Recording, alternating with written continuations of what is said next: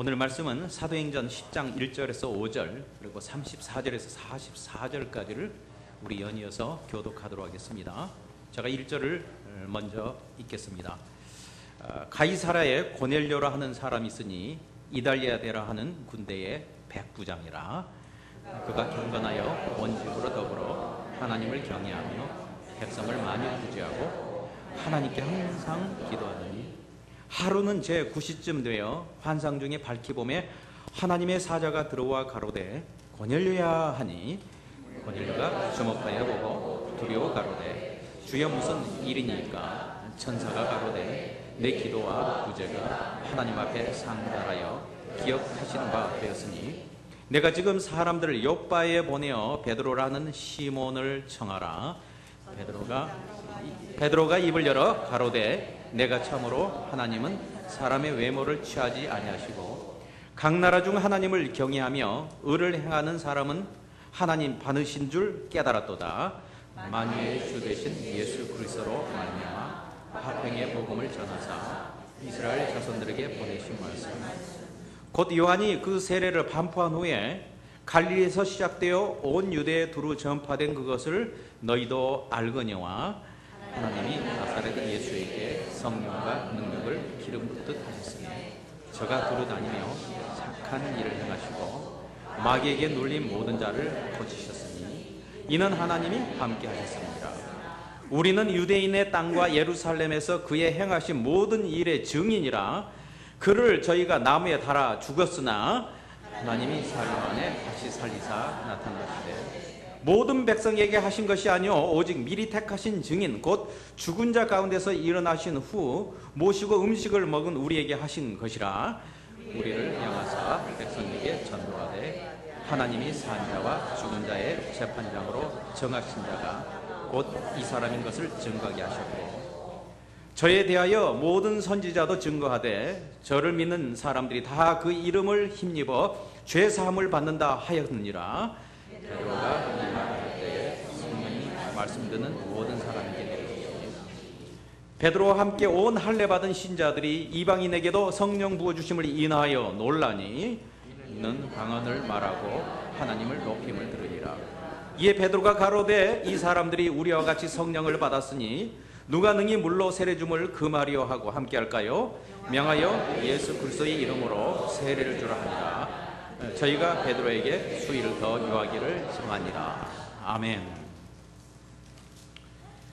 여러분, 오늘은 고넬료라고 하는 사람에 대해서 우리가 함께 얘기를 나누고자 합니다. 고넬료는 이달리아데라고 하는 군대의 백부장이라고 소개를 하고 있습니다. 이달리아데라는 그 로마 군대에 속한 군부대의 하나의 명칭입니다.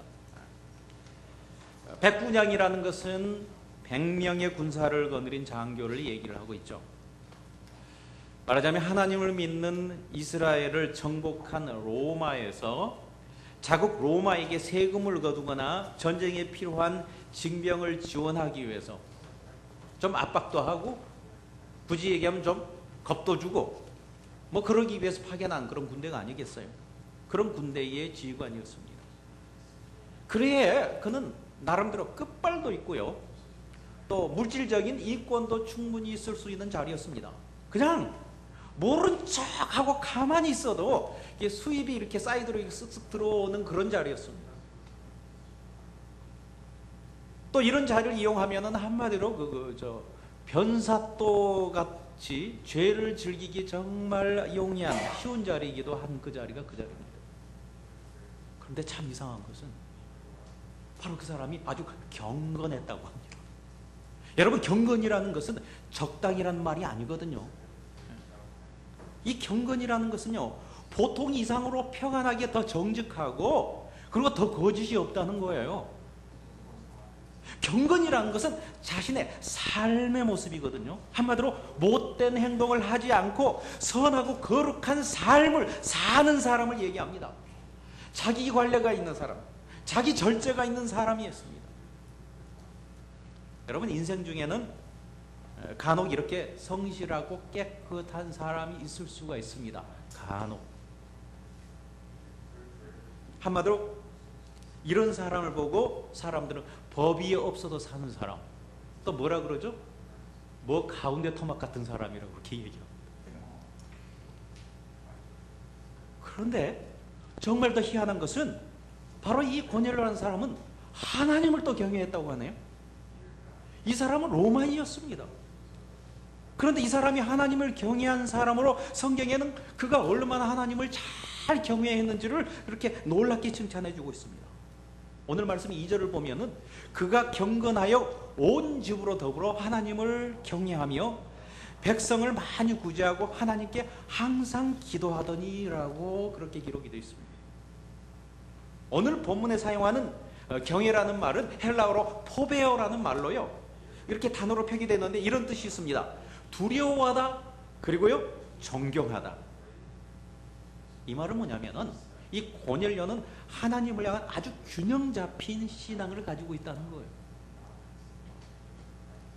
하나님은 무섭고 두려워만 해서 가까이 하지 못하고 빙빙빙 밖에서 이렇게 떨어져 빙빙 도는 어떤 그런 신앙이 아니라 동시에 하나님이 너무너무 좋아가지고 하나님께 가까이 하고 싶은 그런 신앙.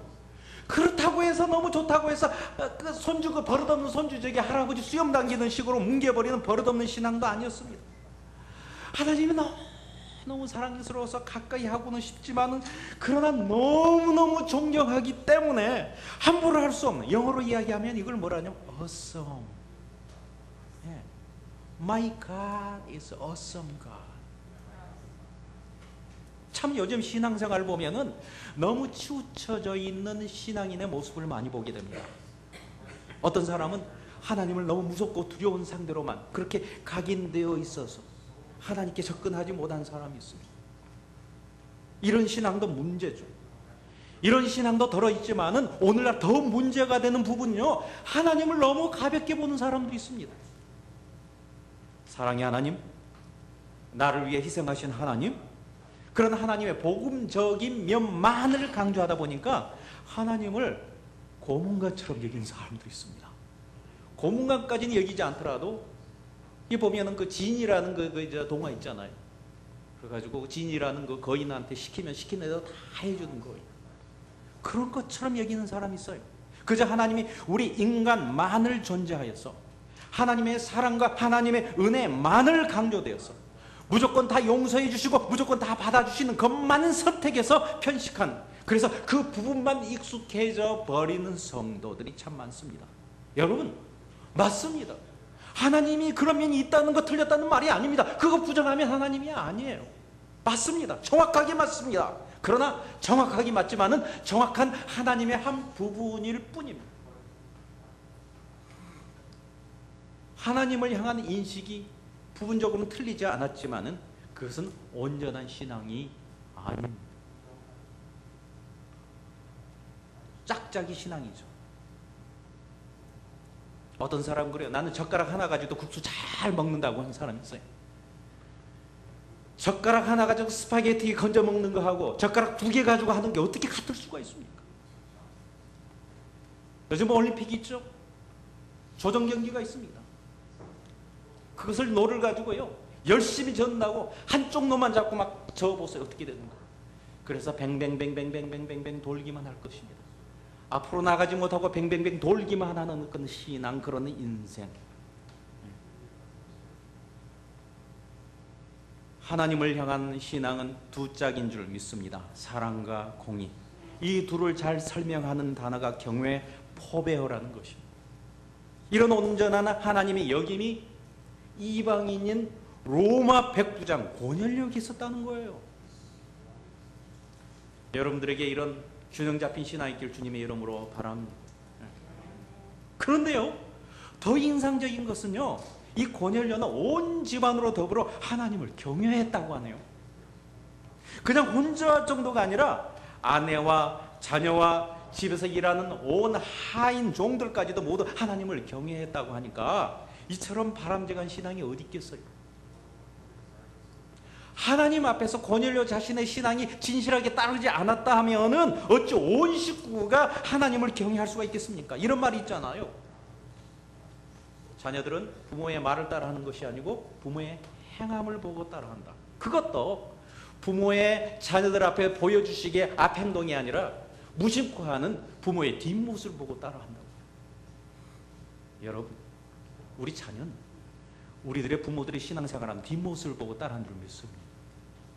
뒷모습이 구리고 뒷모습이 씁쓸하면 안 돼요. 고넬료는 이런 진실한 사람이었어요. 하나님을 경외한 사람이었어요. 정말 이 고넬료 누가 보든 말든 하나님을 하나님으로 잘 섬기는 그런 자였습니다. 이렇게 자신의 삶이 경건하고 하나님을 경외하는 자가 바로 고넬료였습니다. 우리 신앙이 이 자리까지 오길 주님의 이름으로 부탁을 드립니다. 고넬료 놀라운 신앙이었어요. 그런데 놀라운 것은 고넬료의 신앙은, 아름다운 신앙은 여기서 그치지 않았어요. 그는요, 백성을 많이 구제했다고 합니다. 이웃을 향한 배려가 있는 자였습니다. 하나님의 은혜와 감격이 흘러넘쳐서 이웃까지 가는 자였습니다. 물질에 대해서 인색하지 않고 내 쓸 것 다 쓰지 못하고서 나의 구차함을 나의 희생으로 채워주는 그런 자였습니다. 여러분, 구제라는 것은 그 사람의 됨됨이에 따라 나오는 선행이기도 하지만, 그러나 신앙에 있어서 구제라는 것은 사람 앞에 하는 것 같지만 사실은 주님께 하는 것이기 때문에 또 다른 신앙의 상태를 보여주는 것이라고 말할 수가 있습니다. 마태복음 25장 38절에서 40절을 보면은 예수님께서 이런 비유를 들려주십니다. 어느 때에 나그네 되신 것을 영접하였으며 주님께서 벗으신 것을 보고 우리가 옷을 입혔나이까? 어느 때에 당신이 병든 것이나 옥에 갇히신 것을 보고 우리가 배웠나이까 하리니, 임금이 대답하여 가라사대 내가 진실로 너에게 이르노니 너희가 여기 내 형제 중에 지극히 작은 자에게 하나에게 한 것이 곧 내게 한 것이니라. 아멘. 참 그러기 때문에 고넬료는요, 물질적으로도 풍성할 수밖에 없었을 것입니다. 생사화복을 주관하신 하나님 앞에, 그분 앞에 돌리는 구제인데요, 구제를 받으시고 기뻐서 더 구제할 수 있도록 채워줬을 거 아닙니까? 저는 그 사실을 믿습니다. 고넬료는 정말 좋은 신앙이었어요. 자, 그런데 고넬료의 신앙 여기서 끝나지 않았습니다. 고넬료, 그는 하나님께 기도했다고 했습니다. 기도하되 항상 기도했다고 했습니다. 여러분, 하나님을 향한 기도라는 것은 하나님과의 대화를 얘기하는 것인데, 진정으로 하나님과 이런 친밀한 관계를 유지할 수 있는 사람이라면 틀림없는 하나님의 사람입니다. 과연 신앙인에 있어서 어느 때가 가장 신앙인다울 때인가? 그것은 기도할 때인 줄 믿습니다. 왜냐하면 하나님과 연결되고 있는 순간이기 때문에 그렇습니다. 그와 내가 하나인 상태. 하나님과 대화를 하고 있는 순간은요, 악한 자일지라도 거룩한 순간인 것을 믿습니다. 왜냐하면 우리의 범죄의 분량만큼이나 하나님의 용서와 보혈로 그렇게 대신해지는 순간이기 때문에 그렇습니다. 그래서 죄 많은 곳에 은혜가 흘러넘쳤다고 그랬죠. 또 하나님과 연결되는 순간, 기도하는 순간은요, 약한 자가 강해질 수가 있습니다. 왜냐하면 우리 약한 부분만큼이나 하나님의 퍼펙트한 강함으로 이렇게 대신하는 그런 순간이기 때문에 그렇습니다. 기도하는 순간은 힘이 나는 순간인 줄 믿습니다. 왜냐하면 사람의 인정이 아니라 하나님의 위로와 하나님의 경정과 하나님의 인정을 받는 순간이기 때문에 그렇습니다. 여러분, 그렇게 믿습니까? 여러분, 그 사람의 성품, 그 사람의 기질, 그 사람의 결단력, 그 사람의 의리 같은 것은 참 중요합니다. 영향력이 있습니다. 그리고 그 사람의 교회 생활과 다듬어진 신앙 경력도 굉장히 중요합니다. 그러나 이런 사람의 힘은요, 신앙생활에 있어서 한계가 있습니다. 결코 오래가지 못합니다. 그것만으로. 자기 힘으로는 환난과 고난과 유혹으로 인한 시험을 감당할 수 없습니다. 아무리 선행을 할지라도. 예수님과 같은 자에게도 시험 닥쳤잖아요. 시험을 이길 만한 힘이 없어요. 지속할 수가 없어요. 네. 우리가 1:1 제자 양육을 받으면서 배웠지만은 사람 누구에게나 시험이 닥칩니다. 고넬료처럼 경건하고 하나님을 경외하고 이웃에게 구제를 즐겨하는 자에게도 여전히 닥치지만은, 여전히 이런 아름다운 삶을 유지할 수 있는 자는 지속적으로 기도하여 시험에 들지 않는 자만이 할 수 있다는 것을 여러분 아시기 바랍니다. 마태복음 26장 41절에 보면은 시험에 들지 않게 깨어 기도하라. 마음에는 원이로되 육신이 약하도다 하시니. 예, 그렇습니다. 심령이 항상 깨어 있어서 하나님과 무시로 대화하고 있어서 이런 사람은 시험은 오나 겁없고 능력이 있어서 빠지지 않는 그런 성도, 바로 그 성도가 고넬료였다는 사실을 아시기 바랍니다. 다시 말하면 고넬료는 삶이 경건하에 흠잡을 데가 없고 하나님을 경외하던 온 식구와 집안이 그렇게 경외할 만큼 자기 앞에서, 하나님 앞에서 자신의 물질을 내놓으며 하나님의 영광을 위해서 살며 헌금하며, 그리고 하나님을 바라보며 무시로 기도하며 하나님의 음성을 들으며 사는 사람이었습니다. 여러분, 이 정도의 사람이라면 거의 온전에 완벽에 가까운 신앙인이 아닌가요? 에? 여러분 어떻습니까? 우리의 삶은, 여러분의 삶을 고넬료에게 맞춰본다면, 여러분 우리 교회 안에 이런 고넬료와 같은 자가 몇 명이나 있을 수가 있을까요? 저희 이런 질문이 여러분을 부담되게 하고 당황하게, 곤란하게 지금 만들고 있습니까? 여러분을 당황하기 위해서 이런 질문을 던지는 것처가 아니에요. 제가 정말로 이 당황케 되는 것은 이 고넬료의 사건을 보면서 이 목회자인 저 인생을, 저 자신을 당황케 만든 것은 여러분의 인생이 아니고 이런 고넬료, 이런 칭찬받은 이 고넬료의 신앙인, 어느 누가 생각해도 온전한 신앙으로 인정을 받는 그 고넬료였지만은, 고넬료도 구원받아야 할 사람이라는 걸 오늘 본문으로 가르치고 있다는 거예요.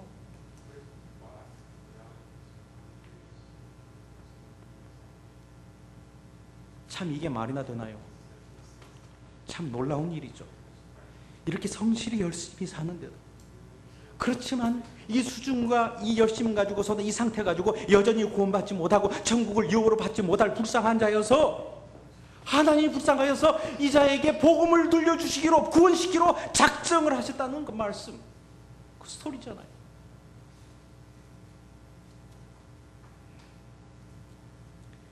사람들은 이런 질문들을 할 것입니다.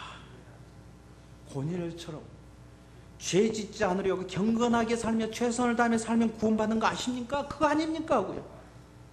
아니요. 여전히 그래도 죄인은 죄인인 거 여러분 아십니까? 또 이렇게 말을 할지 모르겠습니다.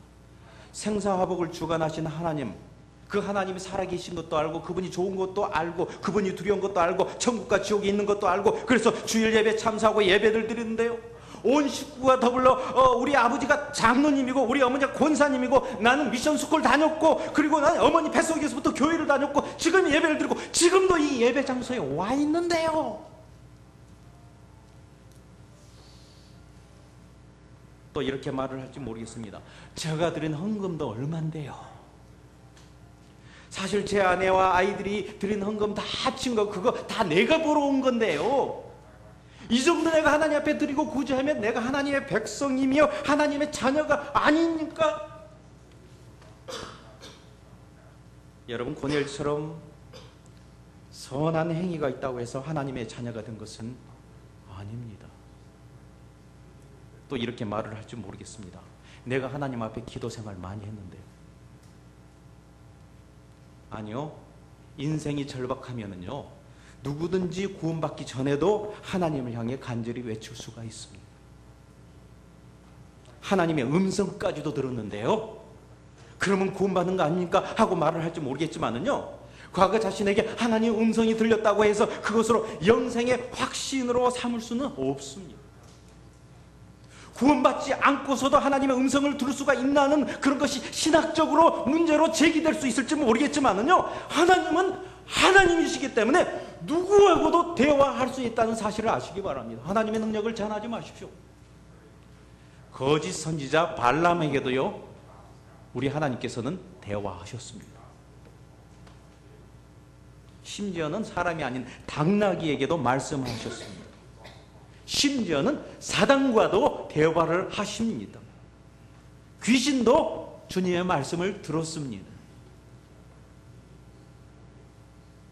여러분, 다메섹 도상에서 사울은 하나님과 대화를 했습니다.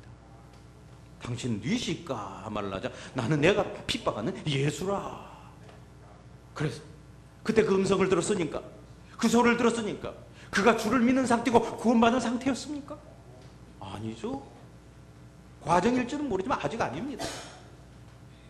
오늘 본문의 고넬료, 그는 항상 하나님께 기도하는 사람이었다니까요. 하나님께 말씀을 올리고 하나님의 음성을 듣고 천사를 보내서 대신해서 음성을 들려주는 그런 자였다니까요. 이런 사람인데도 그에는 영생이 없었다는 말이에요. 복음이 필요한 전도의 대상이었다는 거예요. 왜냐하면 구원은 선행으로 받는 것이 아니고 심지어는 교회 생활을 받는 것도 아니기 때문입니다. 영생은 오직 그리스도로 인한 죄 용서함의 소식 복음으로 받는 것이기 때문인 줄 믿습니다. 그래서 하나님이 베드로를 부르셨습니다. 주님은 이제는 고넬료를 구원받는 백성으로 부르시고 베드로를 구원을 전하는 자로 또 부르셨습니다. 주님은 고넬료도 부르시고 베드로도 부르셨습니다. 우리는 주님의 부르심을 컬링이라고 얘기합니다. 그러므로 하나님의 부르심은 두 가지의 의미가 있습니다. 하나님은 언제나 동시에 둘을 불렀습니다. 뭐냐면은 전하는 자 없이 받을 자도 없기 때문입니다.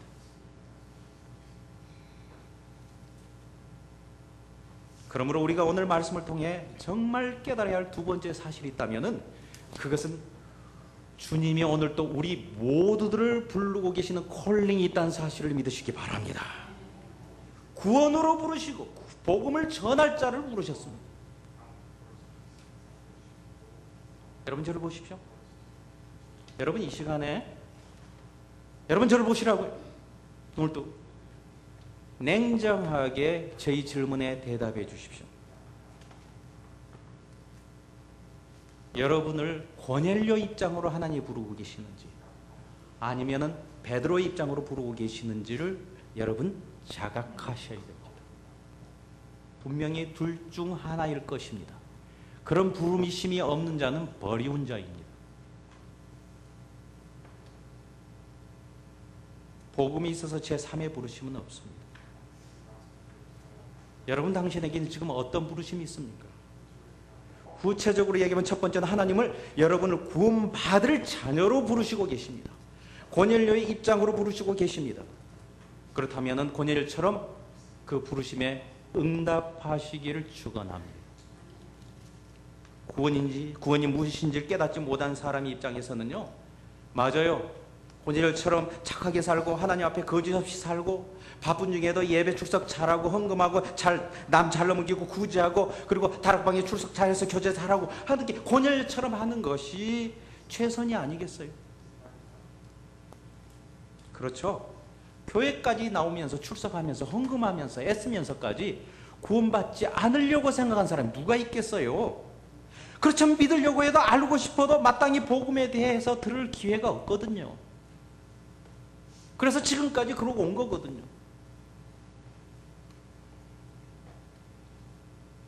지난주에 저는 한 자매님에게 그리스도의 복음에 대해서 이렇게 얘기를 나눴습니다. 그 자매님은 목사님의 딸이었습니다. PK라고 합니다. 페스터스키. 그의 얘기를 쭉 들어보니 그는 신앙생활에 대한 가르침이나 그런 강요는 많이 받았어도 복음에 대해 얘기는 들려준 사람이 별로 없었다고 하네요. 목사님의 딸이기 때문에 남보다 나쁜 일을 안 해야 되고 예배 더 잘 드려야 되고 또 사람들을 많이 돕고 교회 봉사 많이 해두고 그렇게 열심히 하라 그래서 열심히 했는데, 그래서 또 그 모습들을 보면서 사람들은 생각에는 누구보다도 복음을 많이 들었고 나눔을 가졌을 그럴 것이라고 생각했는데 사실 자신에게는 그러지 않았다는 것. 우리 교회에도 우리 주위에도 이런 자매님과 같은 이 고넬료 같은 사람이 많습니다. 어쩌면은 여러분의 인생이 아닙니까? 주님은 여러분을 고넬료처럼 복음으로 부르고 계십니다. 베드로를 청하라는 말씀에 순종하신 것처럼 복음 전할 자를 청하시기 바랍니다. 오늘 말씀에 기록되었듯이 예수 그리스도를 얘기해 줄 자를 찾으시기 바랍니다. 그냥 하나님의 얘기가 아니고 하나님 스토리 중에 구체적인 죄 용서함을 위한 하나님의 아들인 예수 그리스도에 대한 스토리입니다. 그의 십자가의 죽으심과 부활 사건을 믿는 그 사실입니다. 저는 이 말씀을 전하면서도 아직 예수를 복음을 전하지 못하고 받지 못한 사람에 대해서 중점적으로 얘기하는 건 아니에요. 제가 이 말씀을 드려도 잘 몰라요. 제가 말씀드리는 어떤 대상의 포커스가 있다면요, 베드로 입장에 있는 분을 위해서 말씀드리고 싶습니다. 오늘. 그러므로 여러분 중에 복음을 이미 알고 있는 분이 계신다면 그런 분들에게는 베드로의 부르심이 있다는 걸 아시기 바랍니다. 여러분, 여기 있는 자들 중에 예수를 구주로 영접한 사람이 계십니까? 그런 분이 있다면 아멘 해보시기 바랍니다. 네. 그렇다면 이제 구원으로 부르시는 교인들 앞에 복음을 가지고 나가는 하나님의 부르심에 응답하는, 먼저 예수를 구주로 영접한 구원받는 백성이 되길 주님의 이름으로 축원합니다. 네. 이제 전도교실 3기를 모집합니다. 하나님의 부르심입니다. 응하든지 거부하든지 둘 중에 하나겠죠. 사울을 구원의 말씀으로 인도하기 위해 부르신 아나니아처럼 여러분을 1:1 인도자로 부르시고 계십니다. 새로운 가족들을 복음으로 인도하기 위해 여러분을 바나바처럼 부르고 계십니다. 우리 주님은 우리 모두를 지금 부르고 계십니다. Follow me. 왜냐하면 현대에 우리가 살고 있는 이 시대에, 특별히 이 이민교회는 열심히 살면서 정말 집, 직장, 교회밖에 모르며 그렇게 살면서, 그렇게 하면서 구원받지 못한 고넬료와 같은 사람이 참 많기 때문에 그렇습니다. 우리 아버지 하나님 마음은 얼마나 안타까우신지, 그들의 잃어버린 피값을 구원받은 너희에게서 찾으리라. 부탁드립니다. 오늘도 고넬료와 베드로와 같은 만남의 장소가 우리 교회가 되기를 주님의 이름으로 축원합니다.